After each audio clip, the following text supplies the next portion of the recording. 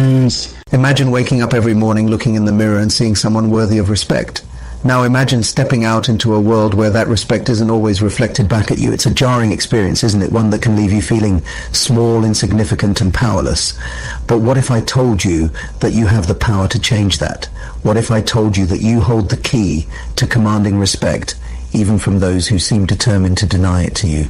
Hello and welcome to this transformative journey where we'll explore the 3 powerful ways to handle people who don't respect you. I'm here to tell you that you're not alone in this struggle. In fact, at some point in our lives, we've all faced disrespect. Whether it's from a colleague, a family member, or even a stranger on the street, it's a universal experience, but how we choose to respond to it, that's what sets us apart now. You might be wondering, who am I to talk about this? Well, I've been exactly where you are. I felt the sting of disrespect, the burning frustration of being undervalued, and the knowing self-doubt that follows. But I've also discovered the tools to rise above it, to reclaim my power, and to cultivate the respect I deserve. And today, I'm here to share those tools with you. But before we dive in, I want you to take a moment, close your eyes if you're in a safe place to do so.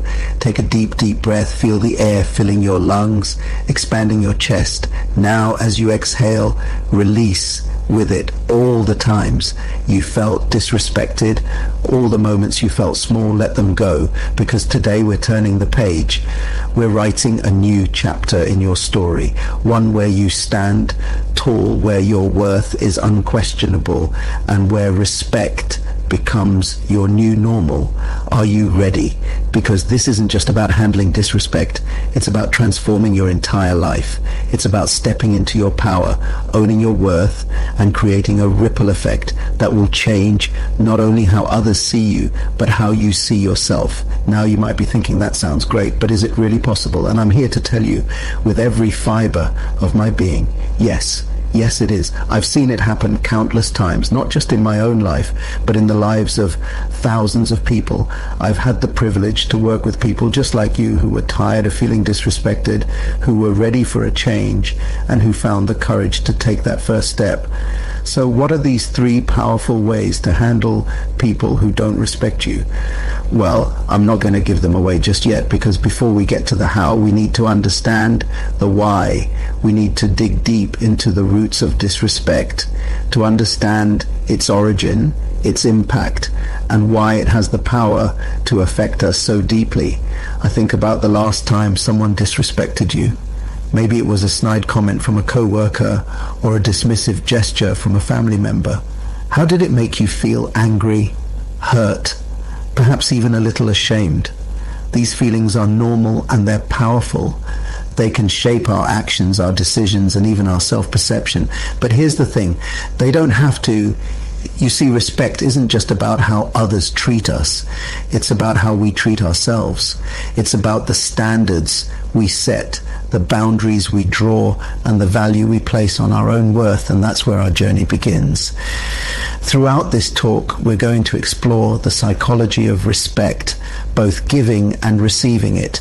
We'll delve into the science behind human behavior, uncover the hidden patterns that drive disrespect, and most importantly, we'll learn how to break free from these patterns. But I want to be clear, this isn't about becoming confrontational or aggressive. It's not about fighting fire with fire. The methods we'll discuss are rooted in empathy, understanding, and self-empowerment, because true respect isn't demanded, it's earned, and not through force or intimidation, but through the quiet strength of self-assurance and genuine connection. Now I can almost hear some of you thinking, but you don't know my situation, you don't know how difficult the people in my life are. And you're right, I don't know your specific circumstances, but what I do know is this: regardless of your situation, you have more power than you realize. You have the ability to change the dynamic, to shift the energy, and to cultivate respect, even in the most challenging environments. As we embark on this journey together, I want you to keep an open mind. Some of the concepts we discuss might challenge your existing beliefs. They might push you out of your comfort zone, and that's okay. In fact, it's more than okay. It's necessary, because growth doesn't happen in comfort. Transformation doesn't occur when we stay in our safe, familiar patterns. It happens when we dare to think differently, to act differently, to be different. So, are you ready to take that leap?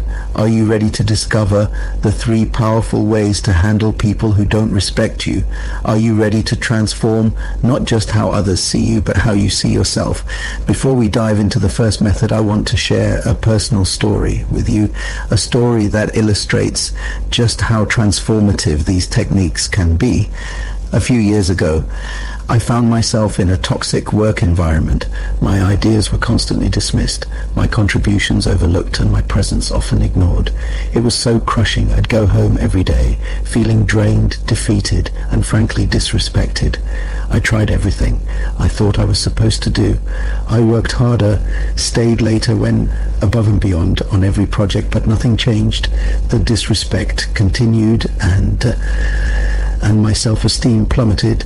I started to question my own worth, my own abilities. I was at a breaking point. And then something shifted, not in my external circumstances, but within me. I realized that I had been looking for respect in all the wrong places. I had been seeking validation from others, when what I really needed was to validate myself. That realization was the first step on a journey that completely transformed my life. Now I know what you might be thinking. That's easier said than done. And you're right, it's not easy, but it is simple. And that's what we're going to explore today. Simple, powerful techniques that you can start implementing right now to change how you're treated and how you feel about yourself. So let's dive into the first of our 3 ways to handle people who don't respect you. Are you ready? Here it is. Cultivate unshakable self-respect.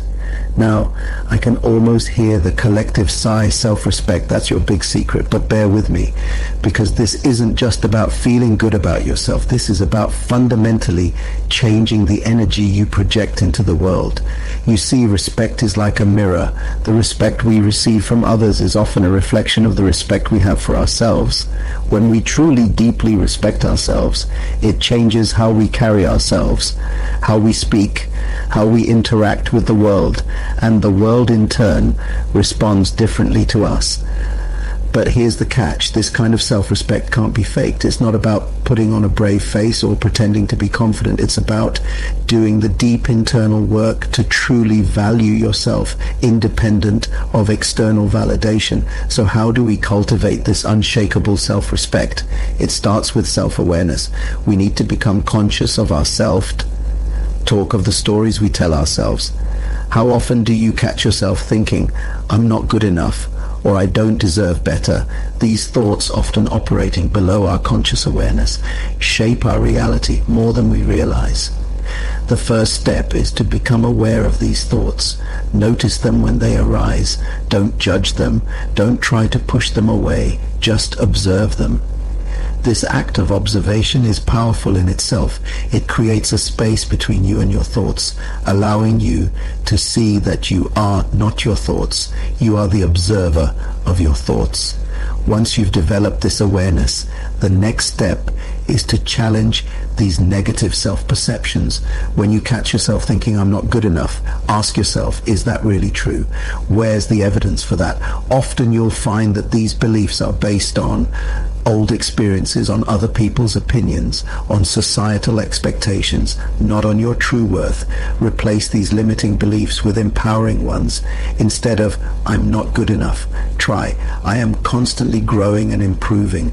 Instead of, I don't deserve better, affirm, I deserve respect and kindness. Now I know what you're thinking. Positive affirmations, really. But hear me out. The power of these affirmations isn't in the words themselves. It's in the shift they create in your mindset, in your energy, in how you carry yourself in the world. When you truly believe in your own worth, it shows in how you stand, in the tone of your voice, in the boundaries you set. And people respond to that. They may not even know why, but they'll start treating you differently.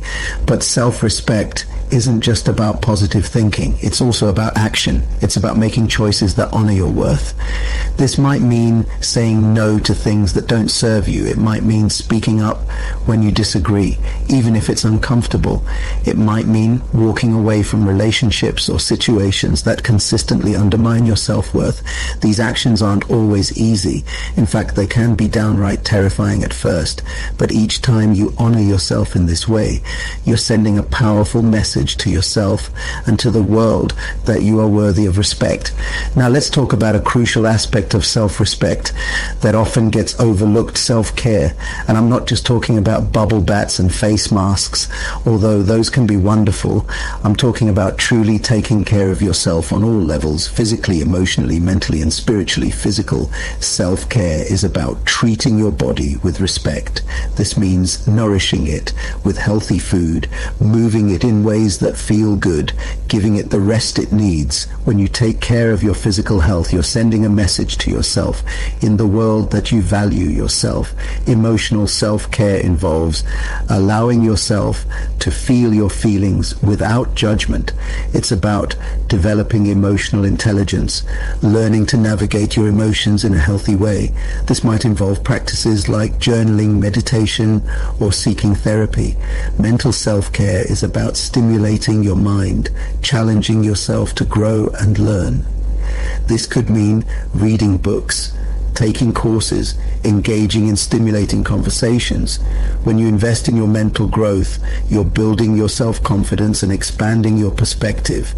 Spiritual self-care doesn't necessarily mean religion. Unless that resonates with you, it's about connecting with something larger than yourself, finding meaning and purpose in your life. This could involve practices like meditation, spending time in nature, or engaging in activities that bring you a sense of peace and connection. When you prioritize self-care in these areas, you're demonstrating to yourself that you are worthy of care and attention, and this in turn raises your self-respect. But here's where many people get stuck. They think, I'll start respecting myself when others start respecting me, but that's backwards. The truth is, others will start respecting you when you start respecting yourself. Think about it this way. Have you ever been around someone who exudes self-respect, someone who carries themselves with quiet confidence, who speaks their truth without apology, who sets clear boundaries? How did you feel around that person? Chances are you felt a natural inclination to treat them with respect. That's the power of self-respect. It creates a field around you, an energy that others can feel, and they respond to it often without even realizing why. Now I want to address something important here. Cultivating self-respect doesn't mean becoming arrogant or self-centered. In fact, true self-respect often leads to greater empathy and compassion for others. When you truly value yourself, you don't need to put others down to feel good. You can appreciate others' worth without it threatening your own. So how do we put this into practice? How do we start cultivating this unshakable self-respect today? Here are some practical steps you can take. First, start your day with intention before you even get out of bed. Set an intention for how you want to treat yourself that day. Maybe it's today, I choose to speak kindly to myself, or today, I will honor my boundaries. Setting this intention primes your mind to look for opportunities to respect yourself throughout the day. Next practice, self-compassion. We often treat ourselves far more harshly than we would treat a friend. When you make a mistake or face a setback, instead of berating yourself, try speaking to yourself as you would to a loved one. It's okay. Everyone makes mistakes. What can I learn from this? Another powerful practice is to keep a self-respect journal at the end of each day. Write down 3 things you did that day to honor your worth. Maybe you spoke up in a meeting, or you took some time for self-care, or you said no to something that didn't feel right. Acknowledging these actions reinforces the habit of self-respect. Now let's talk about boundaries. Setting and maintaining healthy boundaries is a crucial part of self-respect. But for many of us, it's also one of the most challenging. We worry that setting boundaries will make us seem selfish or unkind. But the truth is clear. Boundaries are a sign of self-respect and actually improve our relationships with others. Start small. Practice saying no to small things that don't align with your values or priorities. Pay attention to how it feels. You might notice some discomfort at first, but also a sense of empowerment as you get more comfortable. You can start setting bigger boundaries. Remember, you're not responsible for other people's reactions to your boundaries. Some people, especially those who are used to overstepping, might push back. That's okay. Stand firm knowing that you're honoring yourself. Another powerful way to cultivate self-respect is to keep your promises to yourself. How often do we make commitments to ourselves to exercise, to eat healthier, to start that project, only to break them each time we do this? We're eroding our self-trust. Start making small promises to yourself and keeping them. This builds self-trust and self-respect. Now, I want to address something that often comes up when we talk about self-respect.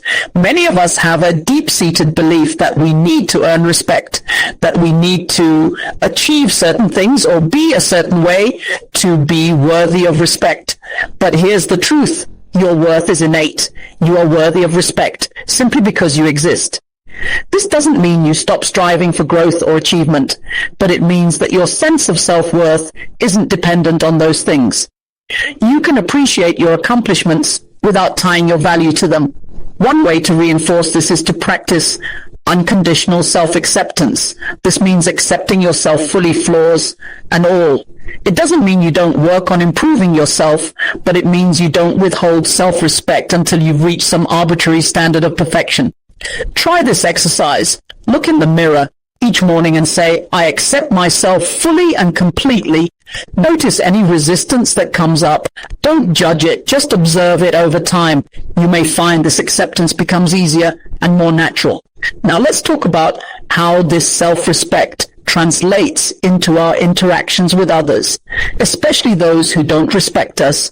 When you have a strong foundation of self-respect, you're less likely to be rattled by others disrespect you. Recognize that their behavior says more about them than it does about you. This doesn't mean you become immune to hurt feelings, but it does mean you're better equipped to handle them instead of internalizing others' disrespect. You can see for what it is, a reflection of their own issues and insecurities. From this place of self-respect, you can choose how to respond. Maybe you calmly call out the disrespectful behavior. Maybe you choose to disengage. Maybe you respond with kindness, recognizing that hurt people often hurt people. The key is that you're responding from a place of self-assurance, not reacting from a place of insecurity. As you cultivate this self-respect, you may notice changes in your relationships. Some people might be drawn to your new energy. Others might be uncomfortable with it, especially if they're used to treating you with disrespect. This is normal. As you change, your relationships will change too. Remember, you're not responsible for making others comfortable with your growth. Your responsibility is to honor your own worth. As you do this, you'll naturally attract relationships that reflect your self-respect. Now, I want to share SH, a powerful visualization exercise that can help reinforce this sense of self-respect. Close your eyes if you're in a safe place to do so. Imagine yourself surrounded by a bubble of golden light. This light represents your self-respect. It's warm, comforting, and protective. Imagine this light growing stronger and brighter with each breath you take. Now imagine someone approaching you with disrespect. See their words or actions bouncing off a bubble of self-respect. They can't penetrate it. You remain centered, grounded in your worth. Take a moment to really feel this. This is the power of unshakable self-respect. Open your eyes. How did that feel? Remember, you can return to this visualization anytime you need a reminder of your innate worth. As we wrap up this first method, I want to emphasize that cultivating self-respect is an ongoing process. It's not something you achieve once and then you're done. It's a practice, something you commit to every day. There will be days when it feels easy and days when it's a struggle. That's okay. The key is to keep showing up for yourself, to keep choosing self-respect, even when it's challenging. And here's something beautiful. As you cultivate this self-respect, you'll find that it naturally extends to others. When you truly respect yourself, you're more likely to treat others with respect too. You create a ripple effect of respect that can transform your relationships and your world. So are you ready to commit to cultivating unshakable self-respect? Are you ready to honor your worth, set clear boundaries, and create a life that reflects your true value? Remember, this is the foundation. This is where it all begins. Now, let's move on to our second method for handling people who don't respect you. This method is all about mastering the art of assertive communication. Communication is the bridge between our inner world and the outer world. It's how we express our thoughts, feelings, and needs. And when it comes to commanding respect, how we communicate is crucial. Many of us fall into one of two extremes when faced with disrespect. We either become passive, swallowing our feelings and allowing the disrespect to continue, or we become aggressive, lashing out in anger.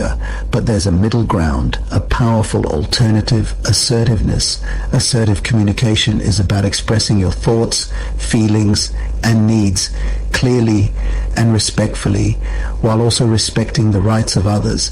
It's about standing up for yourself without putting others down, and it's a skill that can dramatically change how others treat you. So how do we become more assertive? It starts with clarity. Before you can communicate assertively, you need to be clear about what you think, feel, and need. This goes back to our first method, cultivating self-respect.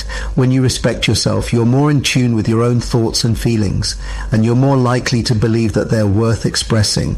Once you're clear on what you want to communicate, the next step is to express it using as statements instead of saying "you're always disrespecting me," which puts the other person on the defensive. Try something like "I feel disrespected when you interrupt me in meetings." This puts the focus on your experience rather than attacking the other person. Another key aspect of assertive communication is being specific. Vague complaints are easy to dismiss, but when you can point to specific behaviors and the impact on you, it's harder for others to ignore or deny. For example, instead of saying "you never listen to me," you might say, when I'm speaking and you look at your phone, "I feel like my words aren't important to you. I'd appreciate it if you could give me your full attention when we're having important conversations." Notice how this statement clearly describes the behavior, expresses how it makes you feel, and suggests a solution. This is the structure of effective assertive communication. Now, I know what some of you are thinking, but what if I speak up and they still don't listen? What if they get angry or defensive? These are valid concerns.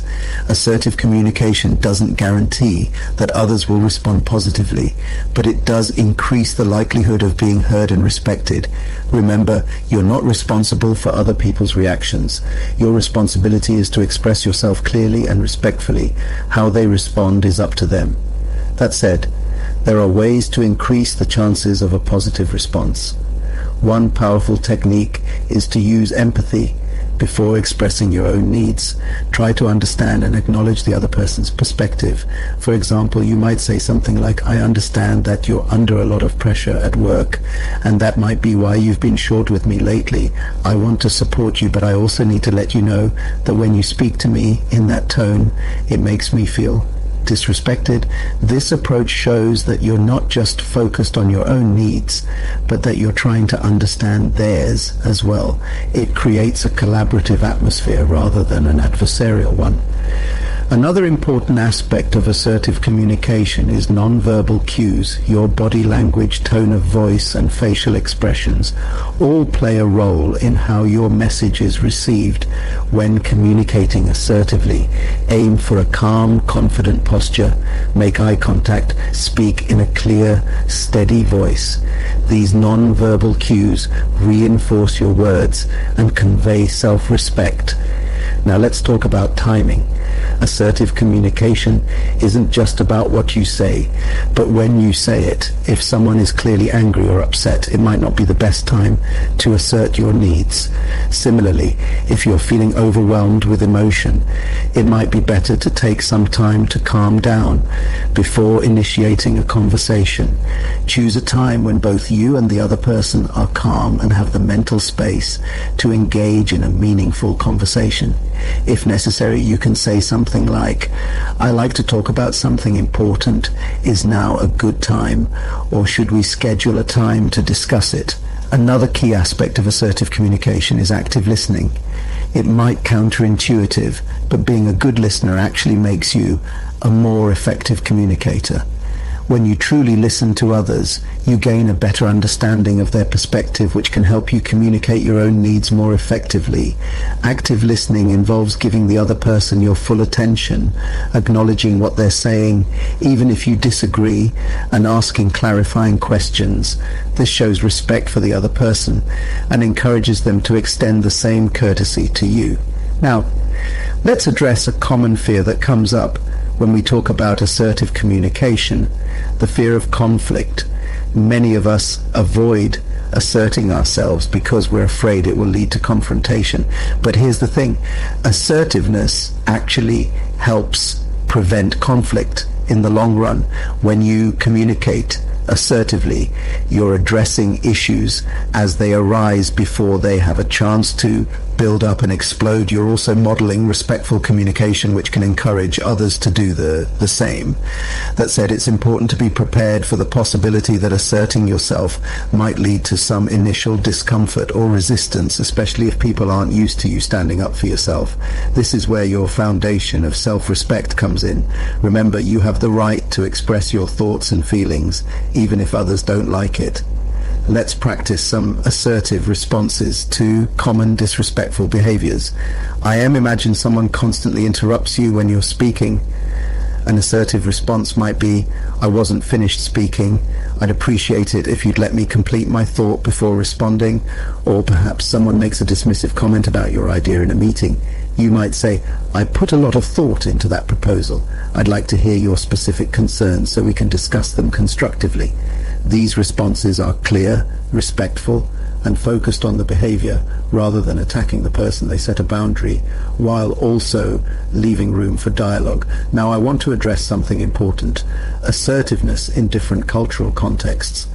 In some cultures, direct communication might be seen as rude or confrontational. If this is the case, in your cultural context, you might need to adapt your assertive communication style. This doesn't mean you can't be assertive. It just means you might need to find culturally appropriate ways to express your needs. This might involve using more indirect language or finding ways to save face for both parties. For example, instead of saying, "I disagree," you might say, "I see your point." And I wonder if we might also consider the key is to find a balance between respecting cultural norms and honoring your own needs as you practice assertive communication. You'll likely encounter challenging situations. One common scenario is dealing with someone who tries to intimidate or bully you in these situations. It's important to stay calm and composed, even if you don't feel that way. Inside, a technique you can use is called the broken record method.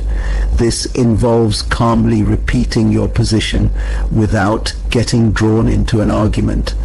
For example, if someone is pressuring you to do something you're not comfortable with, you might say, "I understand you want me to do this, but I'm not comfortable with it." If they persist, you simply repeat, "I understand, but I'm not comfortable with it." This technique can be powerful because it shows that you're not going to be swayed by pressure or manipulation. It reinforces your boundary without escalating the situation.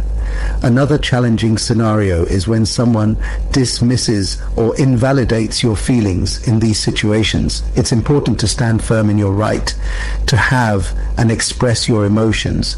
You might say something like, "I understand you see it differently, but these are my feelings and they're valid to me. I'm not asking you to agree, just to respect that this is how I feel." Remember, no one has the right to tell you how you should or shouldn't feel. Your emotions are your own, and you have the right to express them. Now let's talk about a powerful tool in assertive communication, the art of saying no. Many of us struggle with this, especially if we've been conditioned to be people pleasers, but being able to say no is crucial for maintaining healthy boundaries and commanding respect. When saying no is important to be clear and firm without feeling the need to over-explain or apologize. A simple "not that doesn't work for me" is often enough. If you want to soften it, you can add, "I appreciate you thinking of me, but I'm not able to do that." Remember, every time you say yes to something you don't really want to do, you're saying no to something else, often your own needs and priorities. Saying no when necessary is an act of self-respect. As you practice assertive communication, you might find that some relationships in your life begin to change. People who are used to you being passive might be surprised or even upset when you start standing up for yourself. This is normal and doesn't mean you're doing anything wrong. In fact, it's a sign that you're growing. Some relationships might go through an adjustment period as people get used to the new, more assertive you. Others might naturally fall away if they were based on an imbalance of respect.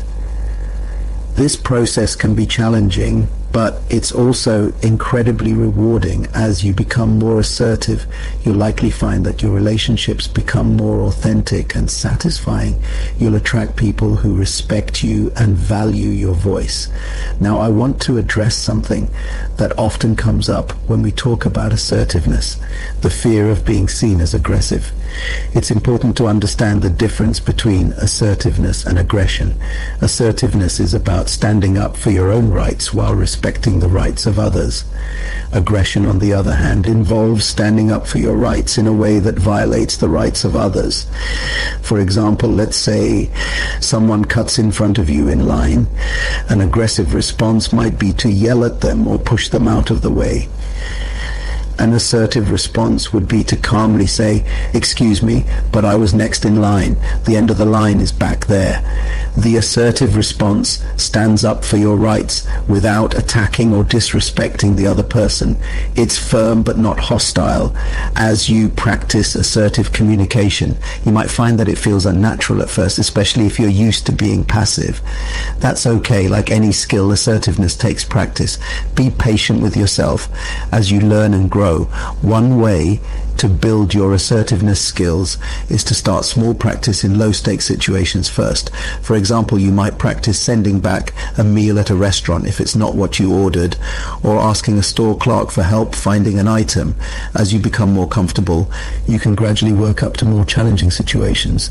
Each time you communicate assertively, you're building your confidence and reinforcing your self-respect. Remember, assertiveness is not about winning or getting your way all the time. It's about expressing yourself clearly and respectfully and being willing to negotiate and find mutually satisfactory solutions. Sometimes even when you communicate assertively, the other person might not respond positively. They might continue to be disrespectful or dismissive. In these cases, you might need to set stronger boundaries or even consider limiting your interaction with that person. If possible, the key is to remember that their response is not a reflection of your worth. You've done your part by communicating clearly and respectfully. How they choose to respond is their responsibility, not yours.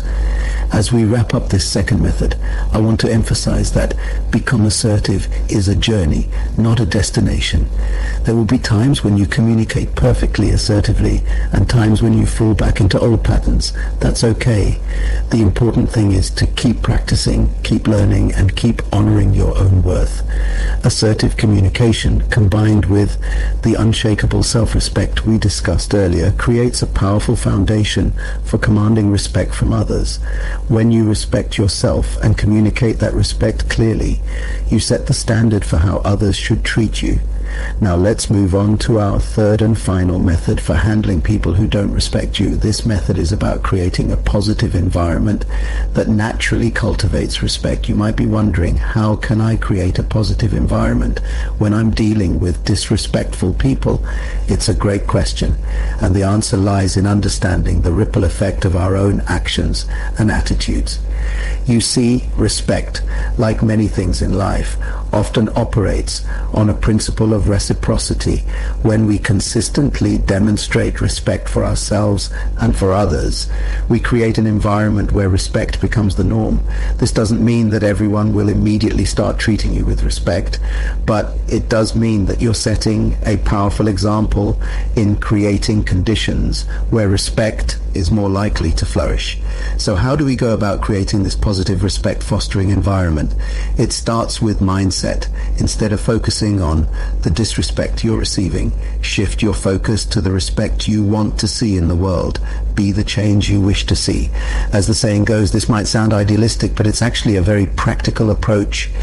When we approach our interactions with an attitude of respect, we're more likely to elicit respectful behavior from others. It's not about ignoring disrespect when it occurs, but about creating a baseline of respect in your interactions. One powerful way to do this is through the practice of empathy. Empathy is the ability to understand and share the feelings of another. When we approach situations with empathy, we're better able to understand why someone might be acting disrespectfully, and we're more equipped to respond in a way that can potentially transform the interaction. For example, let's say you have a co-worker who consistently talks over you in meetings. Instead of immediately labeling them as disrespectful, try to empathize. Maybe they're insecure about their ideas and feel they need to assert themselves strongly to be heard. Maybe they come from a family or cultural background where interrupting is more acceptable. This doesn't excuse their behavior, but understanding it can help you respond more effectively. You might approach them privately and say something like, "I've noticed that you often have a lot to contribute in meetings. I value your input, and I also want to make sure everyone has a chance to share their ideas. Could we work together to find a way to make sure all voices are heard?" This approach acknowledges their contributions while also asserting your need to be heard. It invites collaboration rather than confrontation, and importantly, it models the respect you want to see. Another key aspect of creating a positive environment is practicing gratitude. When we focus on what we're grateful for, it shifts our entire perspective. Instead of dwelling on the disrespect we've experienced, we start noticing the moments of respect and kindness in our lives. Try this at the end of each day. Write down 3 instances where you experienced or witnessed respect. They don't have to be big things. Maybe someone held the door for you, or a colleague complimented your work, or you witnessed a kind interaction between strangers. The more you look for these moments, the more you'll notice them. This practice does 2 things. First, it helps rewire your brain to notice positive interactions, which can help counterbalance the negative effects of disrespect. Second, it reminds you that respect does exist in the world, which can be encouraging when you're dealing with disrespectful behavior. Now, let's talk about the power of setting a positive example. When you consistently treat others with respect, even when they're not extending the same courtesy to you, you're demonstrating what respectful behavior looks like. This can be particularly powerful in environments where disrespect has become the norm.